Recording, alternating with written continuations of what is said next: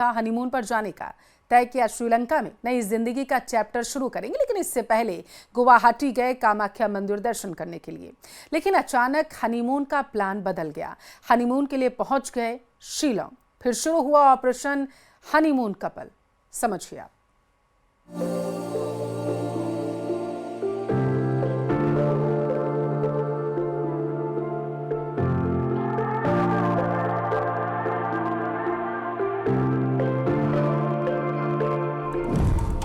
Indore to Shillong, honeymoon couple missing.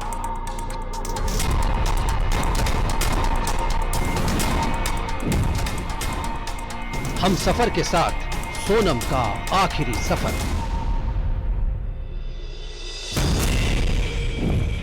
शादी की खुशियां, हनीमून एक सदमा।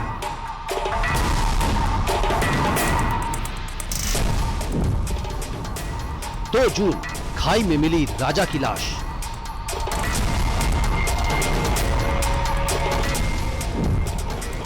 पंद्रह दिन बाद भी सोनम लापता।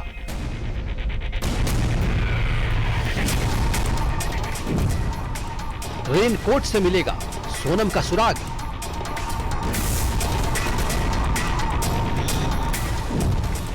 सफेद टॉप से सुलझेगी मिस्ट्री।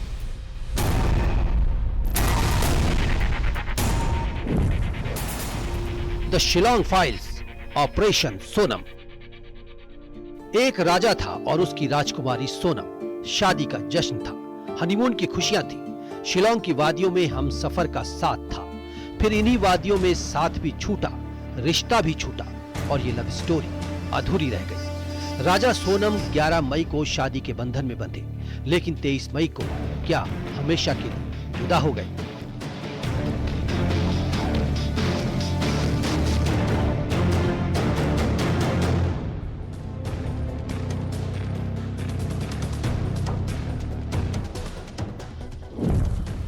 सोनम एक मिस्ट्री, चैप्टर 1। हनीमून कपल राजा और सोनम रहस्य बन गए। कहानी सिलसिलेवार सुनिए। तारीखों में कैद हैं दोनों के राज। सीसीटीवी में कैद है हर सुराग। सबसे पहले उस तारीख का जिक्र जिस दिन सोनम और राजा की शादी हुई। तारीख थी 10 मई। बेहद खुश थे सब।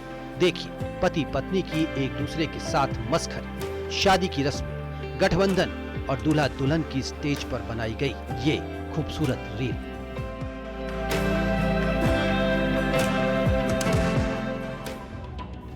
शादी के बाद परिवार ने तय किया सोनम और राजा दोनों कामाख्या मंदिर दर्शन करने जाएंगे। सोनम और राजा का ये पहला सफर था साथ साथ। दोनों दर्शन करने गए। तय हुआ था हनीमून डेस्टिनेशन श्रीलंका होगा, लेकिन गुवाहाटी से प्लान चेंज हुआ और सोनम और राजा निकल पड़े एक दूसरे के साथ शिलोंग की खूबसूरत वादी में। किसी ने कहा था शिलोंग जरूर जाना और यही हनीमून बन गया हॉरर।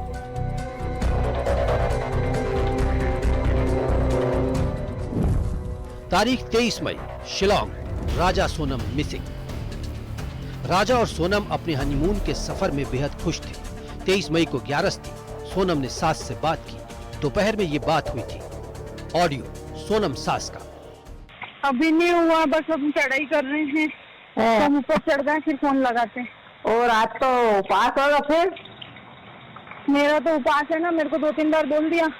मैंने मैं घूमने के चक्कर में अपनी 11 थोड़ी तोड़ूंगी। वही तो तेरी मैं अभी फरियाद बना रही तो मैं तो एकदम से याद आ गई उनके आज तो मेरे बहू का उपास वापस। राजा ने भी माँ से बात की। दोनों ने कहा था केला खा रहे हैं, कॉफी पी रहे हैं, झरना देखने जा रहे हैं।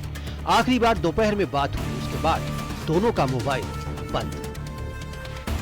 ऑडियो माँ के साथ राजा का। हेलो, हाँ उतर है। हाँ, मैं इनके आ गए नीचे। कहाँ पे हो तुम? ऊपर पहाड़ पे के नीचे? अब जाके पहुंचा ऊपर में। रात को नीचे रुके थे? कुछ खाने का मिला कि नहीं मिला? केले खा लिया मैं। क्या खा लिए? अरे अभी केले खा रहा हूँ, अभी हाल पहुंचा हूँ। अब यहाँ से निकलूंगा। हाँ तो वही तो मैं कह रही थी, इनके आज तो आपको उपास होगा। मैं फरियाद बना रही थी, मुझे याद आई थी एकदम से। अभी खाया नहीं, मैंने बनाया ही है। ओ खा लो। क्या झरना देखने गया? ऊपर क्या देखने गया? अब शुरू हुआ सोनम और राजा को ढूंढने का सर्च ऑपरेशन। करीब 36 घंटे बाद यह ऑपरेशन शुरू हुआ। परिवार को यकीन था राजा और सोनम का सुराग जरूर मिलेगा। एसडीआरएफ और एनडीआरएफ की टीम सर्चिंग कर रही थी, ड्रोन से तलाश की जा रही थी, लेकिन बारिश इस ऑपरेशन पर ब्रेक लगा रही थी।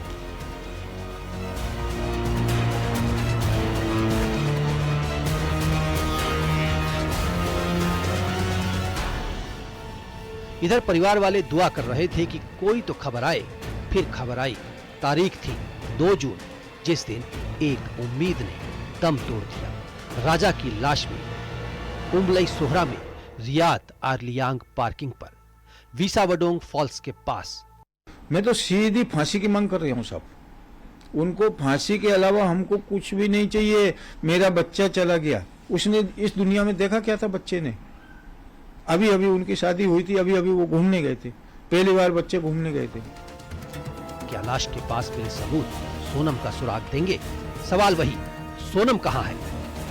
इंदौर में मिथिलेश गुप्ता, शिलोंग में गोविंद शर्मा के साथ bureau report, news 18, Madhya Pradesh, Chhattisgarh. Bharat की मिसाइल से सुरक्षा एजेंसियां गहन पूछताछ कर रही। पूछताछ में खान से चौंकाने वाले खुलासे हो रहे हैं। रिपोर्ट में देखिए आप।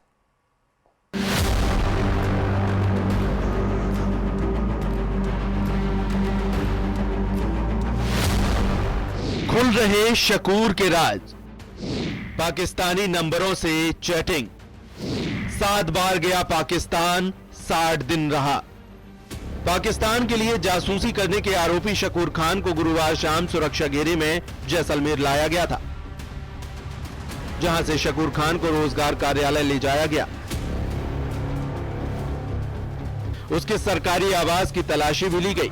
पुलिस उसे सीआईडी कार्यालय भी लेकर गई। जैसलमेर में उसके बैंक खातों, संपत्तियों और स्थानीय लेन-देन की भी तेजी से जांच चल रही है। शकूर के मोबाइल डेटा और नंबरों के आधार पर अन्य संभावित संदिग्धों की तलाश जारी है। जैसलमेर में दूसरे दिन यानी शुक्रवार को आईबी टीम ने शकूर खान के संपर्क में आने वाले लोगों से पूछताछ की।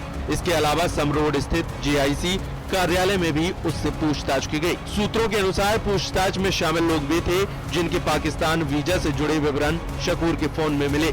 शकूर ने इन लोगों को वीजा दिलवाने में मदद की थी। जासूसी के आरोप में गिरफ्तार शकूर खान से पूछताछ की जाए। जो व्यक्ति शकूर खान के संपर्क में थे उन लोगों को चिन्हित करके जो टीमें ला रही अलग अलग, जो जैसलमेर के सम रोड पर, मैं कैमरामैन से आग्रह करूंगा दृश्य दिखाएंगे, वो सम रोड पर जो जीआईसी कार्यालय है वहां से पूछताछ की जा रही है। शकूर खान से क्यों संपर्क था, क्या मामला, इसको लेकर विभिन्न पहलुओं पर लगातार जांच की जा रही है। शकूर खान पर पाक को सामरिक सूचना भेजने के आरोप में जो जयपुर में मामला दर्ज हुआ उसे गिरफ्तार कर दिया था। लगातार सुरक्षा एजेंसियां पूछताछ कर रही है। राजस्थान आईबी की जो टीम है जयपुर से आई है वो लगातार पूछताछ करी। शकूर खान पर आरोप है कि उसने सरकारी पद का गलत इस्तेमाल करते हुए भारत से जुड़ी अहम और गोपनीय सूचनाएं पाकिस्तानी हैंडलर्स को भेजी, जिनमें सैन्य ठिकानों और संवेदनशील स्थानों के फोटो और वीडियो शामिल हैं। उससे बरामद 3 मोबाइल की फॉरेंसिक जांच में पाकिस्तानी नंबरों से चैटिंग के कई सबूत मिले हैं। आरोप है कि शकूर खान पिछले 15 साल में कम से कम 7 बार पाकिस्तान जा चुका है और करीब 60 दिन वहां रहा भी। शकूर खान दिल्ली स्थित पाकिस्तानी दूतावास के अधिकारियों दानिश और सोहेल कमर के लगातार संपर्क में था। दानिश को हाल ही में भारत से अवांछनीय गतिविधियों में शामिल होने के कारण वापस पाकिस्तान भेजा गया था। हिरासत में लेने के बाद जांच एजेंसियों ने शकूर खान से पहले जयपुर में पूछताछ की थी। जैसलमेर में आईबी की टीम ने अलग अलग जगहों पर कार्रवाई करते हुए कई कागजात जब्त किए थे। गौरतलब है कि शकूर खान को 28 मई को हिरासत में लिया गया था और 30 मई को आधिकारिक तौर पर गिरफ्तार कर लिया गया। शकूर खान के निवास स्थान मंगलियों की ढाणी कार्यालय, उसके जो सरकारी क्वार्टर है, जहां तमाम जगह तस्दीक की, कागजों की जो कागजात थे उनकी जानकारी ली और अधिकारियों से पूछताछ की और कुछ जगह से लगातार संदिग्ध स्थिति थी उनकी जांच कर रही है। और दूसरे दिन आज जैसलमेर के सम रोड पर जीआईसी कार्यालय में लगातार लोगों से पूछताछ की जा रही है। जो लोग चिन्हित थे उन लोगों को दूरपास पर सूचना देकर सीआईडी सीबी के तमाम सुरक्षा एजेंसियों के लोगों के माध्यम यहाँ बुलाकर उनसे लगातार पूछताछ की जा रही है। आखिरकार शकूर खान से क्या संपर्क था, वीजा को लेकर जानकारी ली जा रही है, पाकिस्तान के यात्रा को लेकर जानकारी ली जा रही है। सरहद जिले जो जैसलमेर में सुरक्षा एजेंसियां अलर्ट है और 17 के लगातार दूसरे दिन भी सुरक्षा एजेंसी के जो अधिकारी है वो आम लोग जो शकूर खान के संपर्क में थे उनकी डिटेल के साथ चिन्हित करके लोगों से पूछताछ की जा रही है। शकूर खान पर ऑफिशियल सीक्रेट एक्ट 1923 के तहत मामला दर्ज है और वह 10 जून 2025 तक पुलिस रिमांड पर है। केंद्रीय और जांच स्तरीय एजेंसियां जिनमें राजस्थान इंटेलिजेंस ब्यूरो यानी आईबी, पुलिस और अन्य सुरक्षा एजेंसी इस मामले की जांच में जुटी हुई हैं। जैसलमेर में उसके बैंक खातों, संपत्तियों और स्थानीय लेनदेन की भी गहन जांच चल रही है। उसके करीबी लोगों से पूछताछ की जा रही है। हो सकता है कि आने वाले दिनों में कुछ और बड़े खुलासे हों। जैसलमेर से न्यूज 18 राजस्थान के लिए सबलदान रत्न की रिपोर्ट।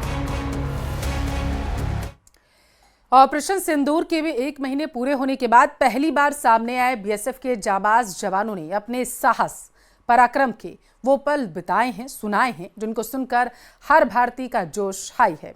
ऑपरेशन सिंदूर के दौरान पाकिस्तान की गोलीबारी से घायल ये बीएसएफ के जवान अब फिर से स्वस्थ होकर सरहद की रक्षा करने को बेताब हैं।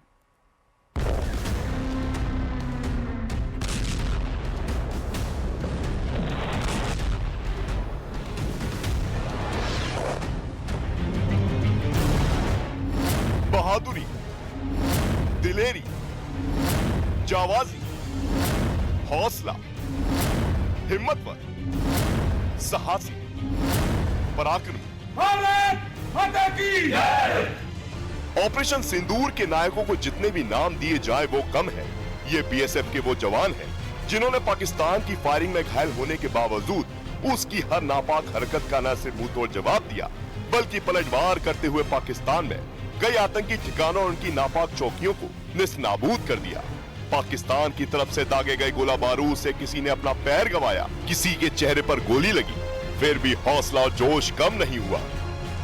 आपने बेशक जख्मी उस समय हुए, लेकिन वो कैसा समय था? आपके साथ जो बाकी जवान थे, कुछ जवान शहीद हुए, वो मंजर कैसा था ऑपरेशन सिंदूर का? और आज आप कितना गर्व महसूस कर रहे हैं खुद पर कि आप ऑपरेशन सिंदूर का हिस्सा बना? जी, ये हमारे लिए एक बहुत गर्व की बात है कि हम बीएसएफ सिंदूर का एक बहुत हिस्सा बने हैं।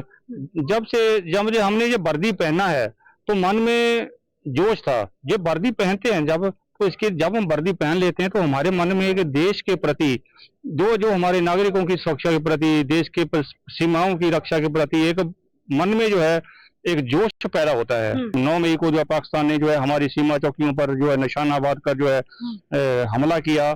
हमले में जो है हमने जो है पाकिस्तान को जो है काफी क्षति पहुंचाया। उसकी एक सीमा चौकी को जो है बर्बाद किया। 5 बजे 5:15 बजे जो है पाकिस्तान की ओर से जो है एक मोटरार का गोला जो है फेंका गया, जो कि हमारे बेहद नजदीक पड़ा। बताया जाता है कि उस गोले से जो है मेरी टांग जो है क्षतिग्रस्त हो गई, लेकिन मुझे तो पता नहीं चला। मैं लड़ता रहा। अभी सिंदूर ऑपरेशन चल ही रहा है, कोई खत्म नहीं हुआ है। तो अगर भाई इस दौरान पाकिस्तान की ओर से कोई कायराना जो हरकत किया जाता है तो उसका मैं मुंह तोड़ जवाब देने के लिए सक्षम हूँ, सीमा पर जाने के लिए तैयार हूँ। ऑपरेशन सिंदूर में वीर जवानों ने अपने पराक्रम के जरिए एक बार फिर देश की आन बान और शान को बढ़ाया है। आतंकवाद के खिलाफ इस ऑपरेशन में जल, थल, वायु तीनों सेना शामिल थी। फ्रंट पर बीएसएफ के जवान थे जो घायल होने के बावजूद कठिन से कठिन परिस्थितियों में देश के लिए लड़ते रहे। सेना में आने के बाद एक जंग लड़ना बहुत ही गौरव की बात है। बिल्कुल, बहुत बड़ी बात। मैं भी बहुत खुश था कि मेरे को ये मौका मिला है। तो बड़े खुश दिल से और पूरे जोश से जंग लड़ रहा था। जब उन्होंने फायर किया, उस फायर का हमने इतना जबरदस्त जवाब दिया तो मेरे सामने आने वाली बीओपी 2 से 3 घंटे के अंदर हमने बर्बाद कर दी। 2 साथी शहीद हो गए। तो जोश तो था मैम, पर उसके साथ गुस्सा मिल गया। तो जैसे आग के साथ आग मिलने से अंगारा बन जाती है, ऐसे ही जोश के साथ गुस्सा आने से तो अंगारा हो गया। तो हमने फिर जबरदस्त से पाकिस्तान पर फायर किया। घायल होने के बावजूद भी इतना हैवी फायर किया कि उनकी पुश्तें याद करेंगे उस एरिया में जिस एरिया में हम लोगों ने फायर किया। और आज घायल होने के बाद मैं स्वस्थ हूँ, दोबारा सीमा पे जाने के लिए तैयार हूँ। अगर मौका मिला तो दोबारा ऑपरेशन सिंदूर लड़ेंगे और अब की बार इससे भी खतरनाक जवाब देंगे, जिससे पाकिस्तान की पुश्तें याद करेंगी कि हिंदुस्तान ने ऑपरेशन सिंदूर के तहत सीमा सुरक्षा बल ने जो जवाब दिया, उनको उनकी नस्लें याद करती। ये जाबाज सैनिक घायल होने के बाद अब पूरी तरह से स्वस्थ हैं और इनका जज्बा अभी भी वैसे ही बरकरार है। एक बार फिर से देश की सरहद की रक्षा को तैयार है। ये जो समय था जब आपके वो लगने और स्वस्थ होने के बीच का जो समय था, जब आप अस्पताल में भी थे, अपने इलाज के, तो आपको लग रहा होगा कि मैं जल्दी स्वस्थ हो जाऊं और अपनी ड्यूटी पर जाऊं, लग रहा था? ये दुआ था जो हिंदुस्तान 140 करोड़ की जनता की दुआ था। बिल्कुल बिल्कुल जी, हम इतनी जल्दी स्वस्थ हो गए। बिल्कुल बिल्कुल। जो हमने जो अधूरा कार्रवाई छोड़ के आया उसको पूरा करने का मतलब जज्बा हमारा दिल में आया है। अभी दोबारा जाके उस कार्रवाई को पूरा करेंगे। देखिए, पाकिस्तान पर तो हम लोग भरोसा नहीं कर सकते, कभी भी भरोसा नहीं कर सकते, लेकिन फिर ऑपरेशन सिंदूर भी खत्म नहीं हुआ है, लेकिन फिर अगर इस तरीके का मौका मिलेगा तो लड़ेंगे, तैयार हैं? मैं पूरे जज्बे के साथ तैयार हूँ दोबारा इस मौके में शामिल होने के लिए और देश की सीमा की सुरक्षा करने के लिए। उस समय जब ऑपरेशन सिंदूर के दौरान जब आप वहाँ पे थे, अपने साथियों के साथ थे, तो तब भी आप महसूस कर रहे थे, गर्व हो रहा था कि मैं इस इतने बड़े ऑपरेशन का हिस्सा बनाऊं? हमारे को पूरा गर्व है और अपने ऊपर फक्र भी है कि हम जो है इस ऑपरेशन सिंदूर का हिस्सा बने और भारत के प्रथम रक्षा पंक्ति बीएसएफ में शामिल हुए। ऑपरेशन सिंदूर को शौर्य के एक स्वर्णिम काल के रूप में याद किया जाएगा। ये एक ऐसी ऐतिहासिक कार्रवाई है जो आने वाले कई सालों तक प्रेरणा का स्रोत रहेगी।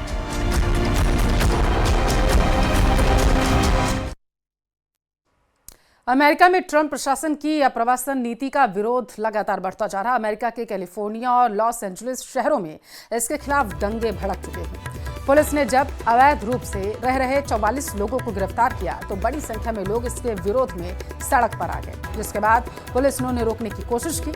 इसके बाद प्रदर्शनकारी पुलिस से भिड़ते नजर आए। पुलिस ने भीड़ पर आंसू गैस के गोले दागे और जमकर लाठीचार्ज किया गया।